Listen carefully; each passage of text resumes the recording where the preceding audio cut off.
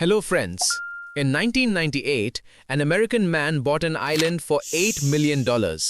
On the map, this 75-acre island was part of the United States Virgin Islands in the Caribbean. It was called Little St. James. From the outside, this private island was no less than a heaven. Very beautiful beaches, a lot of greenery. There was a luxury bungalow-like palace in the middle.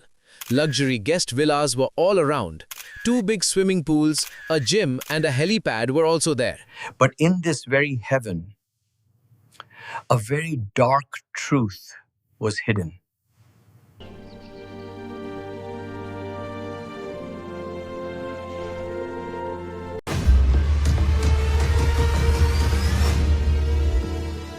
A truth that made the people living in the nearby islands call this island a pedophile island. 12 to 17-year-old girls were trafficked here, and they were sexually abused. These girls couldn't even run away from here because there were seas all around.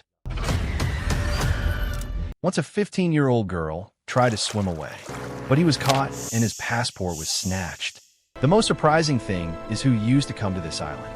Rich people from all over the world, billionaires, and famous celebrities.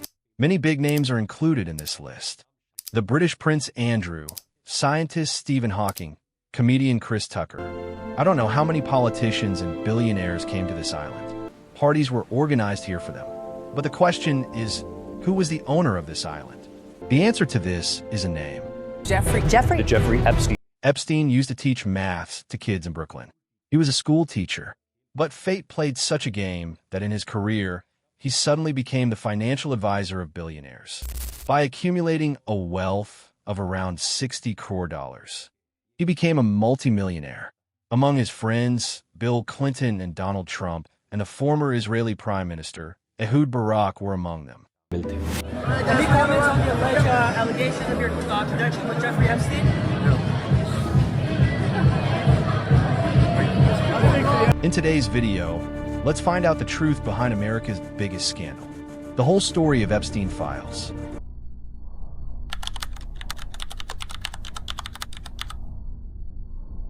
Everything that was happening in Epstein Island was hidden for years. But in 2005, a small police complaint became the trigger for this case. In March 2005, a 14-year-old girl and her parents were at a beach in Florida. The girl says that in Royal Palm Beach High School, a classmate who was studying with her took her to a rich man's house. She was told that she just had to give a massage and she would get $200 to $300. But something else happened when she got there. Epstein meets that girl only wearing a towel. He asks the girl to take off her clothes and then molest her. That is there any other girl whom you know who went to Epstein's place? So he gave 2 names. When he talked to those 2 girls, 2 more names came up. And when he talked to those 2 girls again, 2 more names came up. The police officers were shocked to see that this chain was not stopping. By the time the police tracked 1 victim, 2 more would have come up. In just a few months, the Palm Beach police chief had identified 35 victims. She led me up a staircase and we made a right into Jeffrey's room, and Jeffrey laying naked on the massage table. I really wanted this job, so I opened up to them. I said, look, this is an opportunity of a lifetime for me. I've been on the streets, I've been abused, and that's the worst thing that I could have done, because I just let them know that I'm vulnerable and I'm their perfect type. The police saw that this was not a small case. It was a properly organized pyramid scheme. Every girl gets extra money to bring a new girl, because of which one girl brings another girl, and another brings a third one. In this way, a chain was formed. And most of the girls of this age, under 18 years of age. By May 2006, the Palm Beach police had prepared a case against Epstein. The case was so strong that in July 2006, the FBI also started an investigation, which was named Operation Leap Year. A report of 53 pages was made. From Florida to New York, New Mexico, victim statements were taken. Epstein was charged with international sex trafficking. I was 16 years old. I was 16. 17. 14 years old. This is me. This was me. This is me when I met Jeffrey Epstein. This is me when I met Jeffrey Epstein. 36 minor victims, dozens of witnesses, FBI investigation, and such heavy charges. A man like Jeffrey Epstein should have spent his entire life in jail. But the truth is that something else was going on behind the scenes. Miami's federal attorney, Alexander Acosta, was having a secret deal with Epstein's lawyers. This deal seemed to be done to save Epstein. He just had to feel guilty about 2 small charges of prostitution. And in return, he and his associates was given immunity from all criminal charges. That is, no other charges could be filed against him. The most shocking thing about this deal was that it was sealed. That is, no one could even look at this deal. Even the victims, even the poor girls, were not told about it. While in America, according to the law, it is mandatory to tell the victims about any such deal. But no one was able to do anything. On June 30th, Epstein appears in court, and according to the deal, he considers himself guilty in 2 charges, after which he was sentenced to only 18 months. For the crime of fraud, the court sentences you to 18 months. 18 months, Your Honor, please. The sentence stands. Only 18 months. During this sentence, Epstein was kept in the private wing of the Palm Beach County Jail. He was given permission to go to his luxury office for 12 hours a week for 6 days a week. It was such a first-class jail that Epstein was only allowed to sleep there at night. And even after all this, only 5 months before the sentence was over, he was released from jail in July 2009. All this was possible because of that secret deal. Because of Alexander Acosta, who got Epstein this deal. Now see the twist in the story, friends. This is Alexander Acosta. Later on, Epstein's old friend in Donald Trump's first government became the Secretary of Labor. For Secretary of the Department of Labor will be Mr. Alex Acosta. For many years, Epstein lived his life normally. Nothing happened to him. He roamed in his private jet, threw lavish parties on his island, and met powerful people. Our story ends here. The villain escapes. But in a corner of the world, there was a woman. There was a journalist who had decided not to let Epstein escape. Julie Neat-Brown. She was an American investigative journalist who was working for the Miami Herald. In 2009, after Epstein was released, she followed the case closely. After studying the case for years, in November 2018, she published her report. Not 1, not 2, but a whole series of reports on Epstein's crimes and how the system saved Epstein. Julie named it Perversion of Justice. These reports bring a new explosion in the media. The public's anger rises. There's a demand to investigate Epstein again. And because of this pressure, the investigation against Epstein starts again in New York. Julie had identified more than 80 potential victims in her investigation. In her reports, she interviewed 8 of them and documented them. The evidence was very clear.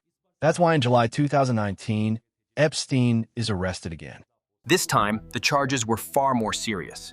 He was sentenced to 45 years in prison. But then comes the biggest twist of our story. On August 10th, 2019, Epstein was found dead in jail. Disgraced financier Jeffrey Epstein is dead. Epstein took his own life while he was behind bars facing charges of sex trafficking. The video was released by the Department of Justice to prove that no one entered Epstein's cell before he was found dead and that he really did take his own life. The video was released by the Department of Justice to prove that no one entered Epstein's cell before he was found dead, and that he really did take his own life. But it's only fueling more conspiracy theories. In the 2024 American presidential elections, Donald Trump made it a big issue. He promised that as soon as he became the president, all the Epstein files would be made public. Whenever he was asked in interviews if he would declassify the Epstein files, Trump answered yes. He would do it. Would you declassify the Epstein files? Yeah, I would. In January 2025, Trump won the elections again and became the president of America. Now, everyone was waiting for the release of the Epstein files. Trump's supporters were especially excited about this. But in July 2025, the Justice Department of the Trump administration announced that Epstein's client list does not exist, and now no file will be released. Then Trump himself took a U-turn. He started calling the Epstein files a boring issue. It's pretty boring stuff. Democrat hoax that never ends. Trump said that the FBI should focus on important issues like voter fraud and should not waste their energy and time on issues like Epstein. Trump's supporters asked why he was silent. Elon Musk even tweeted that Trump's name is in Epstein's files. Later, Elon deleted the tweet. But the message was clear. Trump's closest supporters became suspicious. Trump and Epstein were best friends for 20 years. In the 1980s, their friendship grew so deep that they spent time together in each other's bungalows, offices, Trump's Plaza Hotel, and casinos. Epstein was seen with Trump at almost every party. According to an ex-employee of Epstein, in the 1990s, Trump and Epstein used to talk on the phone at least 3 times a week. Many times Epstein put Trump on speaker and talked in the office. Trump used to whisper in front of Epstein about what he did with which woman. According to model Stacey Williams, women were like trophies for Trump and Epstein. Stacey accused that in 1993, when she was dating Epstein, one day she went to Trump Tower with him where Trump pulled her towards him and touched her in a wrong way. Epstein saw all this happening and, according to Stacey, he liked that Trump was following her. Similarly, according to another victim, the parties in which Epstein forced her to make relations with other guests, Trump was also present in those parties. In 2002, Trump himself spoke about Epstein. Trump had also signed a note for Epstein in his book, The Art of the Comeback. To Jeff, you are the greatest.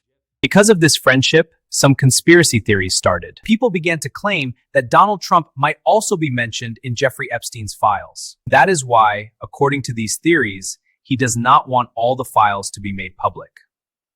With all these things, rumors started spreading among the public. Public pressure increased so much that in November 2025, a bill was brought to the U.S. Congress stating that the Justice Department would have to release all Epstein files within 30 days. It was a rare moment when both Republican and Democratic parties voted together on the same issue. Trump supporters were excited that finally Bill Clinton would be exposed and conspiracy theories would be proven. But when the day of December 19th came, the Justice Department released only a few thousand files. They were heavily redacted. More than half of the information was hidden using black markers. It was difficult to understand what was written in these files. But when people read them carefully, what came out was less about Clinton and more about Donald Trump. Donald Trump's name appeared repeatedly in Epstein's files. According to one email, Trump traveled 8 times on Epstein's private plane. The same Trump who always said he never sat on Epstein's plane. In another email sent to a reporter, Epstein wrote that Trump knew about the girls and had asked Maxwell to stop all this. According to Epstein, Trump knew what was going on, but remained silent and did not inform the police. New revelations were even more shocking. The FBI received a call from a limousine driver on October 27, 2020, just before the U.S. presidential election. The driver said that in 1995, when he was taking Trump to the Texas airport, Trump was talking on the phone about abusing a girl. For years later, in 1999, when the driver told this to a woman, she replied that Trump and Epstein had raped her. She said a girl had taken her to a fancy hotel or building where she was raped. Apart from that, there was another document in the Epstein files, a letter signed by J. Epstein. The letter mentioned offender Larry Nassar and said, "We have one thing in common, our love for young ladies. Our president also loves young girls like us. But we have to eat in jail, and he is the president. Life is very unfair." When this letter was written in 2019, Trump was the president of America. The most interesting thing is that the Justice Department, which should be neutral, started behaving like Trump's personal lawyer. The rape allegations were called untrue and sensational. The letter was called fake without proper investigation. Trump, who had turned the Epstein files into an election weapon, became trapped in them himself. The list of clients that went to the island has not been made public. The Epstein thing. But yeah, I'd be inclined to do the Epstein. I'd have no problem with it. The conspiracy theories, once spread by his supporters, are now turning against him. But there is another twist. More than 1 million documents are still hidden and have not been made public. The Justice Department says redactions are being done, which may take a few weeks.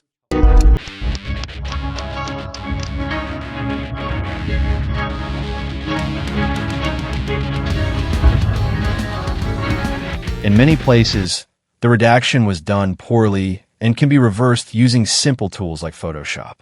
Some redacted words can even be copied and pasted. The most important question remains, what else is hidden in these files? There is evidence against powerful people and a list of those who visited Epstein's island. With time, we will see how many presidents, prime ministers, billionaires, Arabs, and princes are trapped in this, and whose names will be revealed in Epstein's Black Book. That's it for now, friends.